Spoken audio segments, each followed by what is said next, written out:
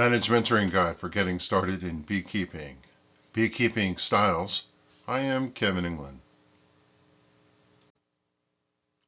In this lesson, we'll outline how equipment choices and varying management styles are part of beekeeping. We'll talk about some treatment versus treatment-free management practices and explore the direction that this program has taken. We'll then move to a footnote on acceptable alternative Langstroth hive management practices, and we're going to talk about derivative management practices that are not part of the lesson plan. When we conclude, you'll get to know some of the additional different management styles that are out there and how the management style we've chosen fits into this program. Primarily, there are two major drivers in beekeeping styles. The first is equipment, and the second is how you manage your bees through style choices and management practices. We'll start with the notion that what exactly is a style as it relates to beekeeping? As the slide says, a style is a manner of doing something, and when it comes to beekeeping, as we've just said, there are quite a few ways to go about it. There's a wide diversity of equipment you could use, and style starts with that equipment choice.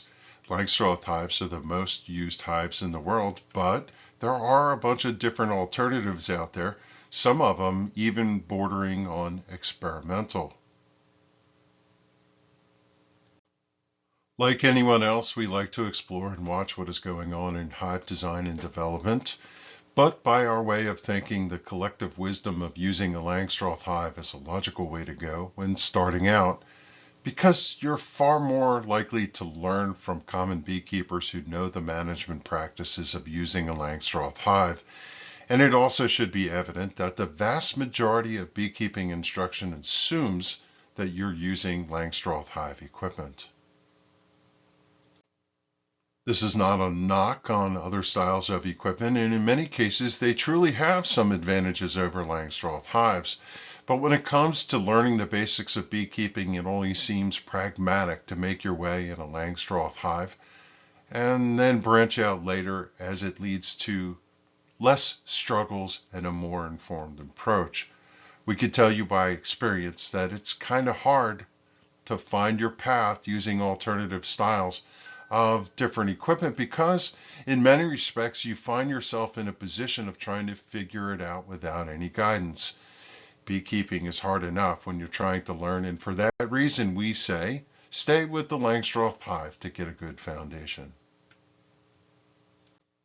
If for whatever reason you do not choose to follow this guidance, we won't judge you and you're still welcome here.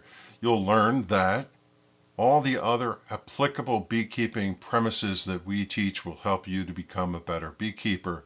But unapologetically, we are not going to deviate from our mission to field questions for you and get you over the hump if you're using other equipment. If you watched the introduction video, then you know that in the future, the far-off future, after this program takes root, we would consider branching out to other hive equipment. But for now, if you're choosing something else, you really should turn to the community of practice on the internet or to books written on the topic to help guide your path. We may even say you could put your equipment aside, go with Langstroth for now, and then once you know what you're doing, you can experiment with the others on the side. If you're bent to do them, then maybe you even want to start with Langstroth equipment and run those on the side. Learn the Langstroth method and experiment with them as you go. All things are possible. This does, however, mean that you have to be extra committed not to be distracted and a distraction to us, to learn the craft in your Langstroth hives. The equipment is not the only factor. There are just as many ways to employ the equipment using different management styles. Primarily, two of the major categories are whether you're going to treat your bees, meaning medicate them for anything that goes wrong, or whether you're going to go the treatment-free process. In addition to treatment versus treatment-free, there are other alternatives as the slide examples, and we'll unpack them as we go along. The mainstream beekeeping communities have primarily adopted treating bees as livestock, and that means that the treatment path is considered the more conventional way to keep bees. There is a growing community of practice for treatment-free beekeeping, but the commercial and hobbyist beekeeper communities are predominantly treatment-style beekeeping and executing management styles in a manner where bees are treated like livestock and cared for by oversight. While bees are not domesticated when managed by humans, we do essentially treat them as livestock. Two of the more common things we do that fits that category is we pollinate crops with them and we produce honey. The definition of something as livestock fits the criteria for labor and for deriving commodities. A protective management style is expected for protection of your neighbors, for management of swarms, for prevention of spreading disease throughout the bee ecosystem. And as an aside, say what you want about how good a job humans do of this. That's really not for us to say. We are simply sharing that this is the conventional beekeeping methods as conducted in today's society. It has to be said that over time, we educators for beekeeping have been challenged as to why the world did not advocate for treatment free. The premise is if human beings did not opt to try and care for the bees, then they would have potentially overcome the challenges that they have in today's world without any intervention from human beings and our modern medicines. There is a reasonable argument to that, and it's potentially true, but the world decided otherwise, and making any guesses would be speculation at best. Perhaps someday in the future the pendulum will swing in the other direction and we'll consider treatment-free as the mainstream approach. But for now, we're going to follow what the researchers and scientists say and stay on the conventional path. One thing that we will say is wherever possible, we will advocate for natural products when administering treatments for the bees. There's one class of treatments, however, that are out of bounds, and it has to do with untested essential oils. If you look on the internet, you're going to find some information about this. And really, the challenges with non-mainstream essential oils, what actually happens with the colony is unknown. It's unclear from evidence whether it's actually harmful or beneficial, and we're not advocating for experimenting with the bees. There are some research initiatives going on in the world today that are exploring a treatment-free approach, and we will spend some time in this program to bring awareness to those. If it's not clear as to why all of this is being discussed, it really comes down to there's a bit of a divide for some as to whether mainstream beekeeping advocates for a treatment approach. Yeah, it's not our nature to avoid this conversation, but we're going to talk about it out loud. It's truly our hope that this toward a treatment-free approach gains momentum, but for now, it's a work in progress, and by our way of thinking, we will stay with the mainstream approach, which is well documented, as we look to advance our understanding towards potential ways to lessen what external treatments we place in our hive. Let's change the tune of the conversation. When it comes to management styles, even the Langstroth hive has some derivatives. The most notable is the flow hive. Almost anyone with an interest in beekeeping has encountered an advertisement for the flow hive and its revolutionary manner in which you collect and harvest honey. It's been mentioned in this program previously that while this is unique to the flow hive, there is enough in common with common Langstroth management practices to consider this just a derivative, but still find it simpatico with the teachings of this courseware. This slide mentions polystyrene hives. These are identical in form to wooden-based Langstroth hives, but because of their insulative properties, they do have some nuances when it comes to style in which you manage the bees within. it's likely that these derivatives will be reviewed for some differences at different points in the program because they employ near identical acceptable Langstroth style practices.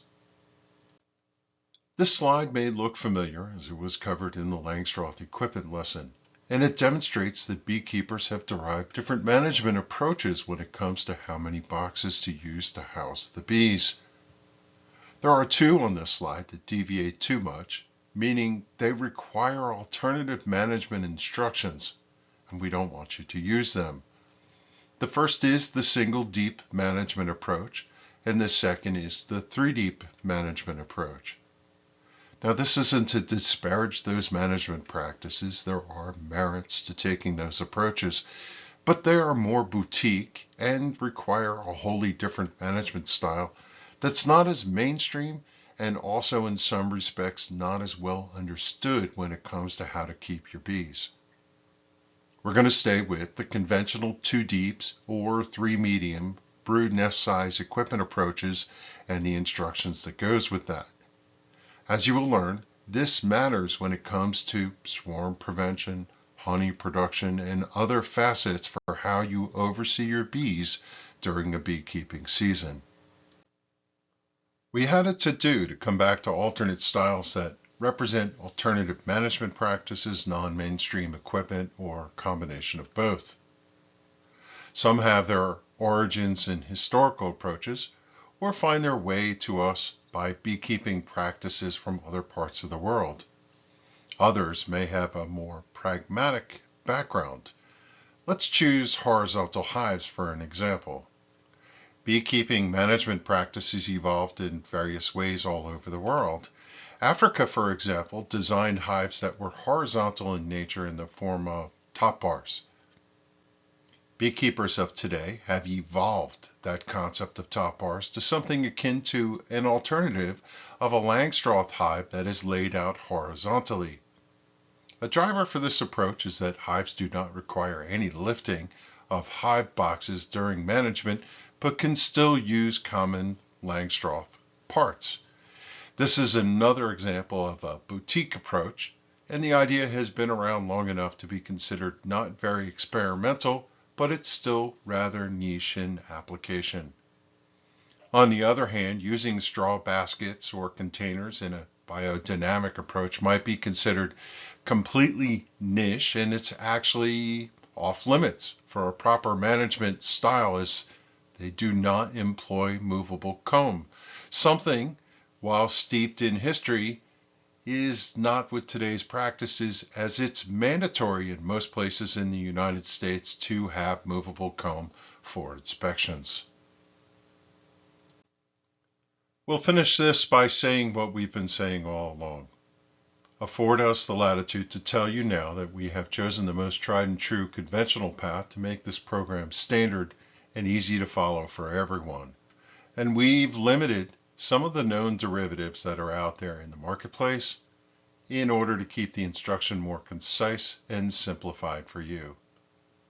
If along the way someone joins the program and somehow misses this point of order, don't be surprised if we gently inform them on the side that we'll stay true to the conventional path of beekeeping.